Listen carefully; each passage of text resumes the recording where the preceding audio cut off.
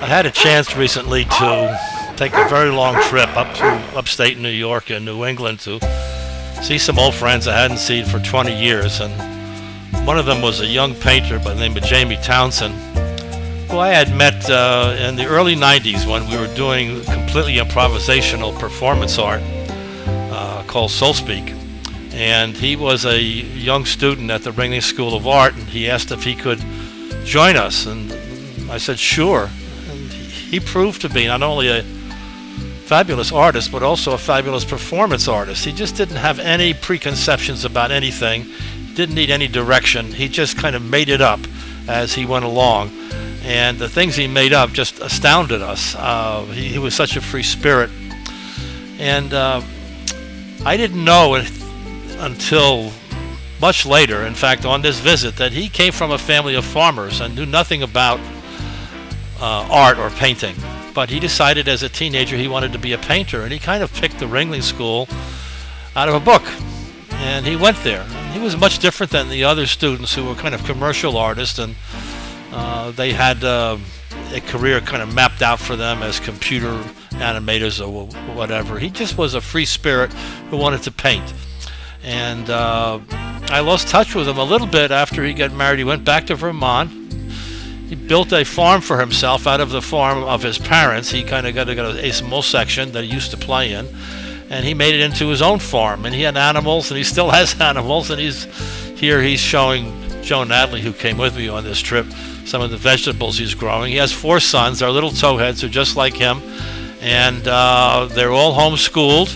And they all get down to his studio to paint with him, so they know what Daddy does, which is a wonderful thing, to be able to see what your dad does. Here's one of his cows, and he keeps chickens now. He had lots of pigs at one time. There's Jamie.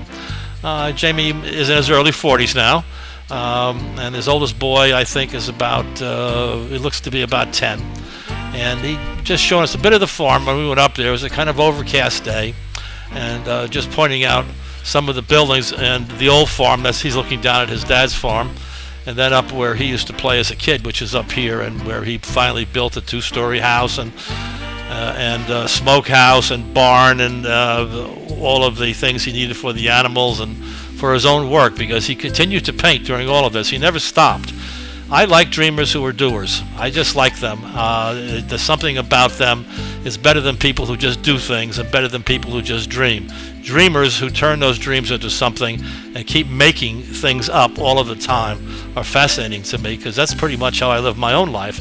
But guys who can make things out of nothing, such as Jamie, he constructed everything himself. The buildings, the plumbing, the barn are great. We're going to go inside for a second, and we're going to take a look at his wife, Heather, conducting a home cooking class for the boys. Can you say your name for me? Can you say your name?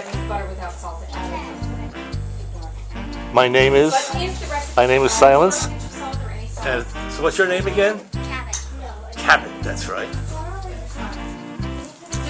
Are you going to give me a second chance? My name is... That's funny. Well, let's get the other kiddies here. We just walked in on an Iron Chef, or whatever that's called, contest, where the kids are cooking carrot dishes, and Heather is managing the whole things. And the 2 boys, can you say your names again for me so I have them for the record? Milo and?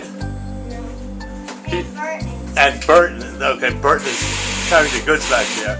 So anyway, this is the carrot cook-off contest you see going on here. And so what are you making for your carrot dish? You can see. Really? Show me. No. You can't see? And Cabot, so what are you making? Whoa. That thing, so it's kind of carrot fantasies, basically, right? Can you please wait Hey, Cabot, I need to go up here and puree your carrots. So, keep my hand on here so the carrots don't escape.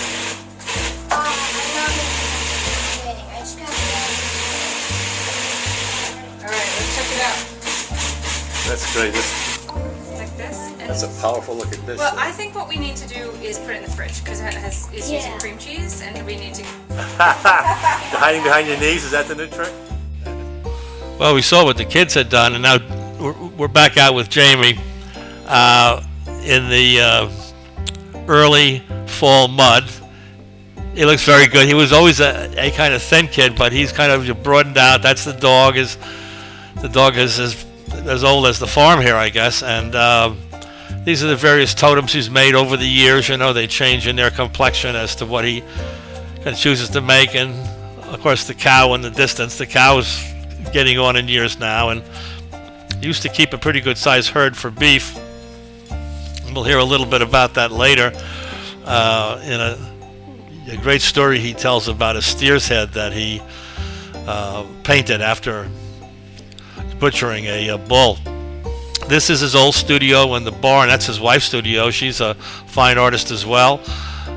She works with fine papers, and this is it's the platform for eating and for barbecue, and it's like everything on a farm. When you go to real farms, they're like haphazard is all you can say, because life is going on at a hectic pace. Raising 4 kids, feeding them, schooling them, feeding the animals, doing the artwork. He has his own heater, his own garden. He has a heater that heats all the water on the farm that goes all the time. He has a smokehouse, and he's pointing out some of the places that he played as a kid now. And that when he came back up here, he just started to transform it into a house. These are some of the outbuildings that he built, and a little ramp for his kids and their skating, and things like that. And pretty soon I think we're going to swing around and we'll see the house he built. It simply amazes me. The house is a 2-story house. It's not just a kind of lean-to, it's pretty big. That's the barn he built. That's his wife's studio again, and here's the house he built, So it's a house for 4 kids and his wife, 2 stories. It has all the plumbing and electricity in it, and it's just amazing. Joan, who's a city girl, like myself, a city boy, is simply astounded at that people could actually do this. She thought everything was bought down at Gristides, including the buildings. So he went on to talk about how he put these buildings up, and to him it's just like kind of second nature. Well, we needed a house. We're having kids. We built a house, and I sawed the lumber and brought in a sawmill, did the work here, and the kids play here, and they also play downtown. He has a studio now downtown. I'm going to stop here and let him take over for a while, let him start to talk. The farm used to have, I used to have close to 20 to 30 pigs here. So that was what I was originally farming. And I still use the smoker. I smoked pastrami's and slaughtered beef last year. But we were smoking hams and bacons in here a lot. Oh, God. It's kind of an interesting space because it takes on... Oh, wow, yeah. You just hang them and smoke them. Yeah. Yeah. I wish we had smell-o-vision. That would be great. God. It's kind of a treasured, it looks like a porta potty from the outside, but it's a real treasured space because it transforms, the food. Right. And you can smell it too. And you get that real, you get that real Aboriginal sense from it, because it's been going on for so long. Underground, so I don't have to bring firewood in the house. It pipes the hot water into the radiators to heat the house. Oh, good. That's a heater that brings the hot water into the house, so you get all your hot water from there? Yep. And your heat? We don't have to bring the wood in. All this is wood. We fill it in the winter twice a day, and it's got a 300-gallon water jacket around it, and it pipes the water underground into the radiators. Wow. And when I was using this as a studio, it would warm that too. But now that I got a studio downtown. Oh wow, that's fabulous. I raised that beef. Seriously, I raised that cow. I love slaughtering, so I slaughtered it, and. Last poor Yorick, right? That's from Hamlet or something like that. I knew him well. That's when he picks the kind of skull up from the graveyard. Right. He was a fine gentleman. He was a fine steer. Was that a male or a female? Remember? Male. Yep. 2 steers. two steers I raised about 4 years ago for our beef. Butchered them and then hung the skull again, like a lot of natives do, from a tree with a chain, and the flies and all the microorganisms clean it off. I gotcha. And then last year I went to the studio and painted it. So it's a whole process of birth to death to art. To art, right? To You know, rebirth, right? Or something else. And I took this to the one gallery I have down in Massachusetts, and they looked at it. We can't have that.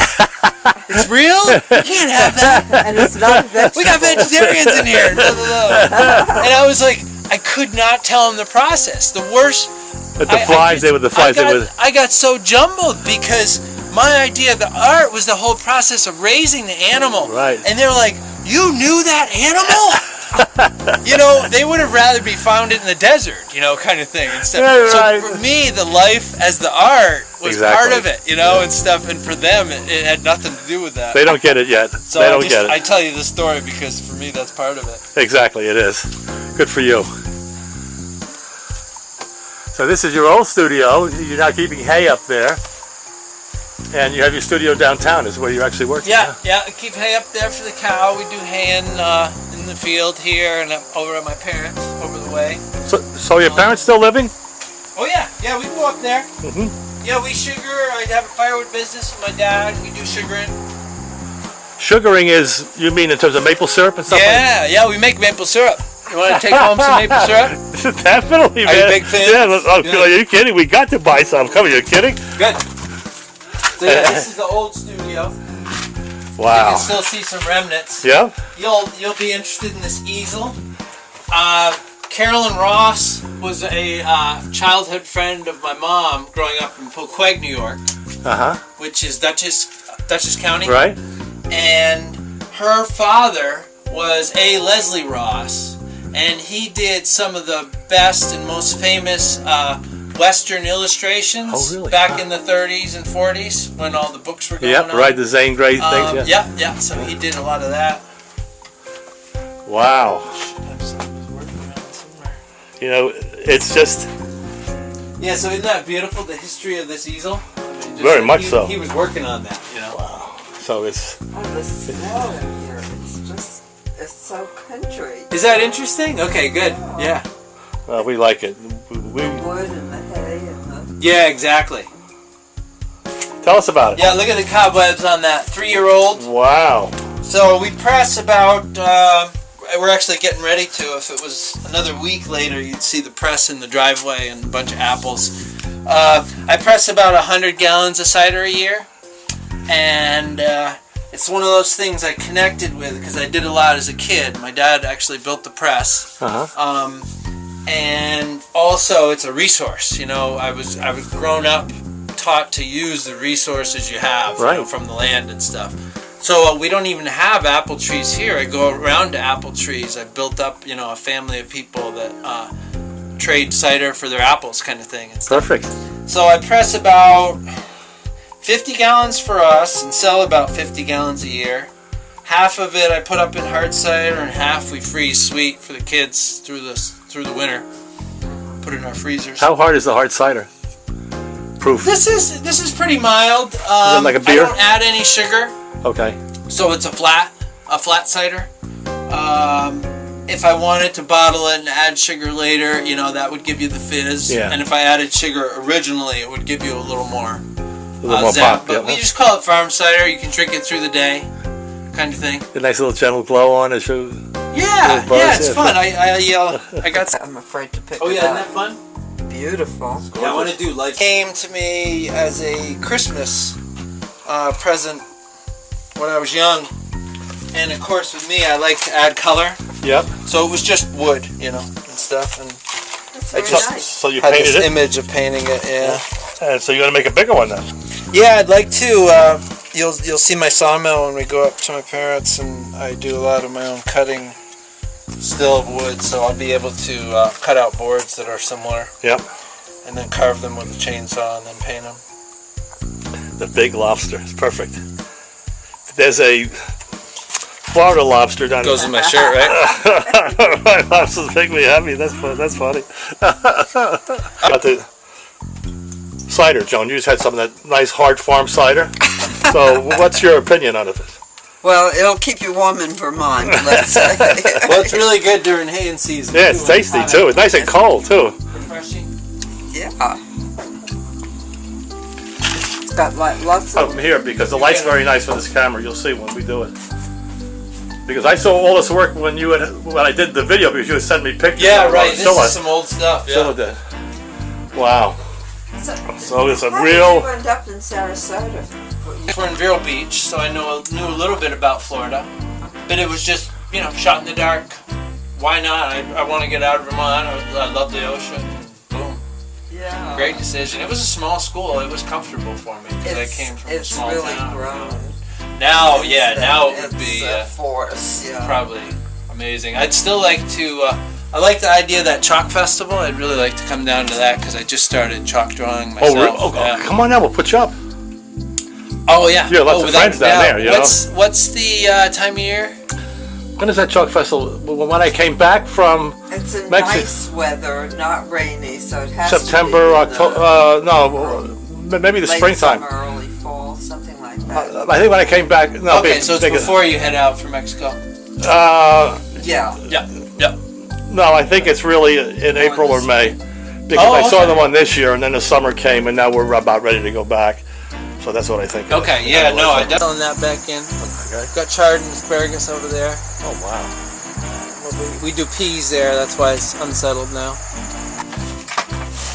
I used to go to my aunt's house in Massachusetts when I was about 5 or 6, and they kept chickens, you know, for eggs, and then Yeah. they would eat them too, you know. One in the God. nest. Oh yeah. Here she comes. Oh God. Oh man. That's wild. Hey, you little club. Really? Yeah, I literally can't. I have the opposite of arachnophobia. I can't catch the fly, eat it, and I mean wrap it, and it just build the web. I mean, it's all over beauty.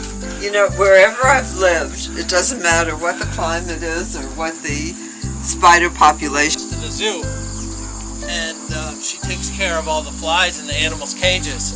And then one day the zookeeper, the politician, is coming to the zoo, so they have to clean all the cages, and they take the spider out. They clean the spider out, and all of a sudden the animals are all uncomfortable because there's flies all over. They can't figure out why.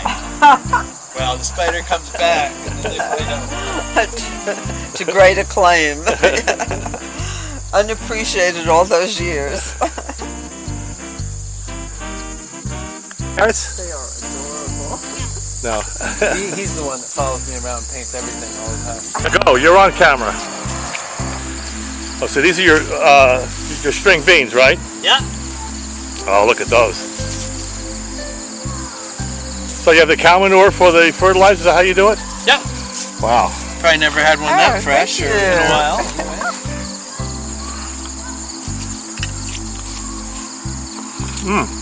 They're great. That freshness, huh? Wow, that's really fresh. Wow. So you have carrots over here. We grow excellent tomatillas, believe it or not. Wow. Hard clay soil, tomatillas love. They actually reseed themselves. We don't even have to plant them half the time. Wow. And so what's that big plant at the back there? The That's big green cabbage. cabbage. Yep. And I see your tomatoes here, your corn. Yep. And so what's growing here? These big leaves. Kale, That's kale. Okay, so kale and onions, beets, tomatoes. I mean, you ever seen a tomatilla outside of the salsa? no. Isn't that a beautiful blanket? Wow. Look at that. Gorgeous. And then they grow bigger by the end of the year. They survive a frost. And by the end of the year, they fill that.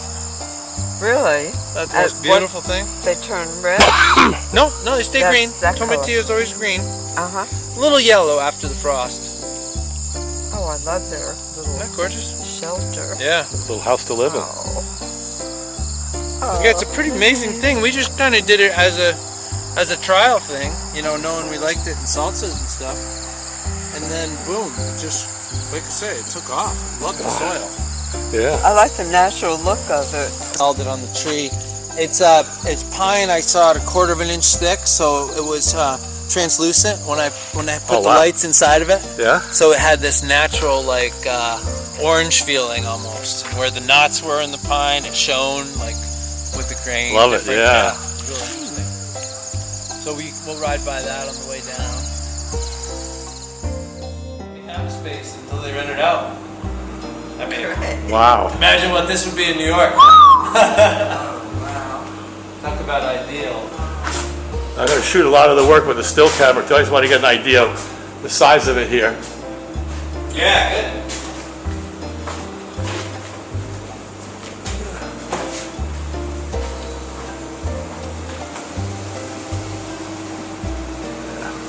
Wow. Yeah, as you can see, I've been staying busy. Well, that's the trick, isn't it? You just keep making the stuff. Interesting to be able to build this relationship year after year and show them you're not only there to stay, but you're there to grow. Your And- patrons, and, the you know, guys who like your work, who buy it.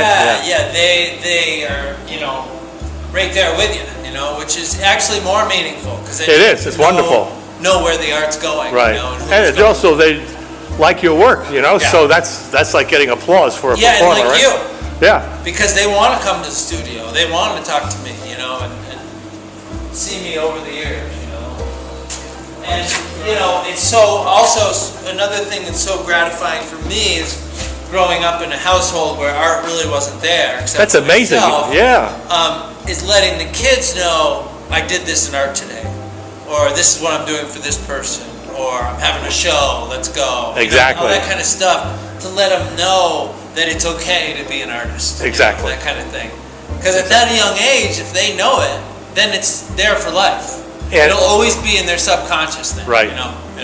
That's, Whereas myself, I'm having to fight it every day because I didn't grow up that way. yep, me too. So you have the same thing. You just have to, after a while, is that it gets easier and easier, but my Right. parents weren't artistic either. But look at your kids. I mean, they knew they could do anything, Right. because they grew up with art. Right. And are an artistic thinker. Anyway, Right, right, exactly, Yeah. exactly. But this is nice because they can actually see Yeah. things that you're doing. On images you don't expect together. Things are presented in a very light-hearted, jovial feel, but a lot of times they underpin a pretty serious event and stuff, and that's what I like. I like to turn the art over to the viewer to create a narrative from them. And kind of juxtapose the outer feeling to an inner I like that combo too. inner that my poetry demons or yeah. inner drama. Yep. So this is often the size I would use when I was traveling. Mm-hmm. It's like a sketchbook. Oh wow. Wow. So you bring paints with you when you travel? Oh yeah, gouache typically I like Yeah. working in. So it gets a nice opaqueness.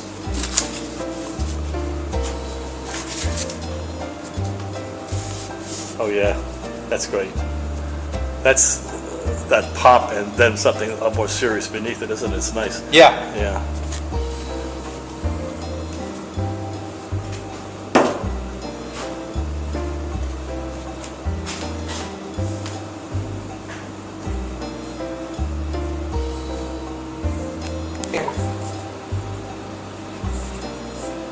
Oh wow! So you're always these things are fabulous. A lot of pen. Yeah. You sent me one of that I have hanging in my bedroom that I love. It's of your kids and of there's so many characters in it. It's unbelievable. The pilot's hat on one of the kids, and the old helmet hat. Oh yeah.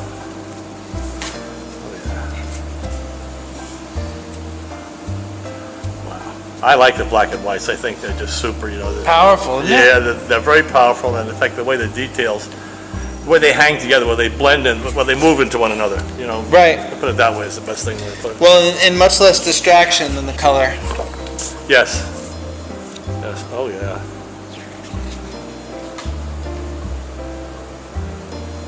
So are these recent, or these go over? a period of time? Probably in the past 10 years. Uh-huh. So when when you do these, then if I could use these as a kind of a jumping off point for something bigger, or do you just keep these as they are?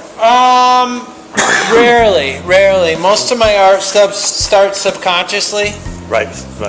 Sometimes they'll appear, but usually it takes some time. Usually it takes like 5 to 10 years to reappear.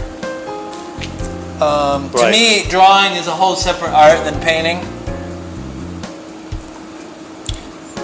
Sculpting is a little more similar to drawing, but I apply the paint too, obviously. That's great, that piece. It's wild. Interesting character. Yeah, they are. All of them.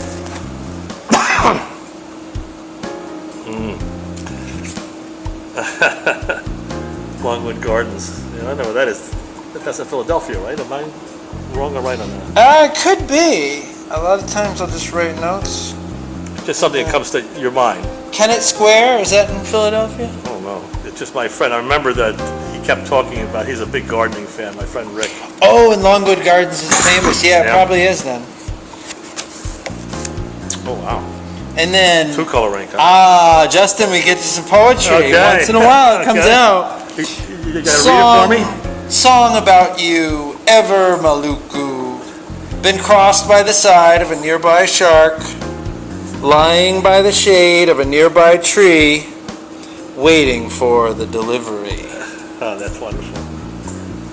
You know, I love the kind of combination of poems and art together. It's something not done in Western art, is it? Excuse me. Let me get a cough drop here. Well, and you know my original mentor, even before you, Robert Stanton. Is he still alive? I don't know, but I felt so bad to keep out of touch with him. And, I have a feeling he's not, but if you haven't seen him, I'd be curious. I don't have much to do with the Ringling anymore, so it's fine. But you remember what a good man he was. Right? What a beautiful man. I mean, he introduced me to the ballet and the orchestra and the symphony. He loved you. Poetry, and he knew I was someone that connected with the comparative arts, which is what was in his soul, Right. I went to his place in Maine. Oh, beautiful man.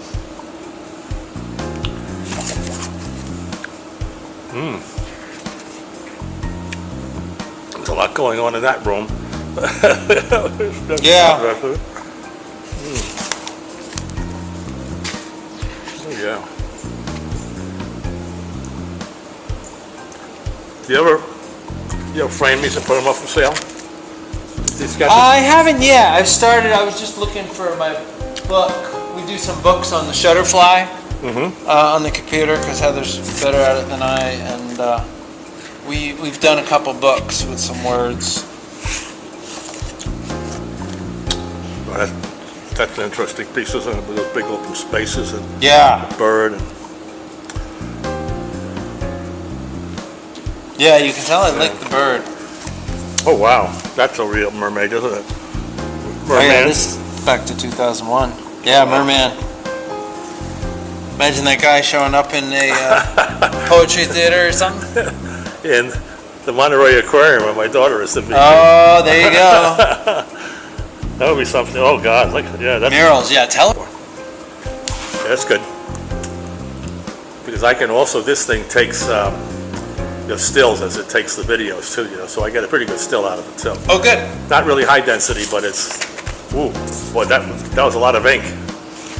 Yeah. Right, is that the right expression? Too many notes, said the Emperor to Mozart. It's a lot of ink. Wow.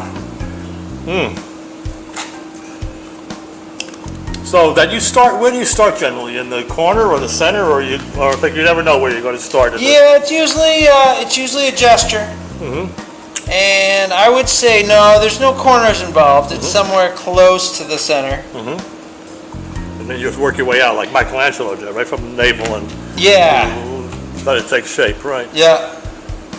Yeah, because the corner will get away from me. So unless I'm cropping something, then I want to severely balance it on the other side. I won't go crazy to the corners right away. Okay, let's see the next one. Oh God, those are gorgeous colors. They're a little out of your general color scheme, aren't they? Yeah. I like these. Might have been all I had at the time. Or it might have just been... That's the way it was supposed to be, right? Whatever. Yeah, the feel. that I wanted for it. The reds is what you don't have in a lot of your work, but here, these are these little reds bouncing off your normal Yeah, color. there is some periods I notice where I will use more reds. I like that piece. So you see the houses outside, you're in a real neighborhood, you're not in a junkyard. New England. Who would have guessed, right? I grew up in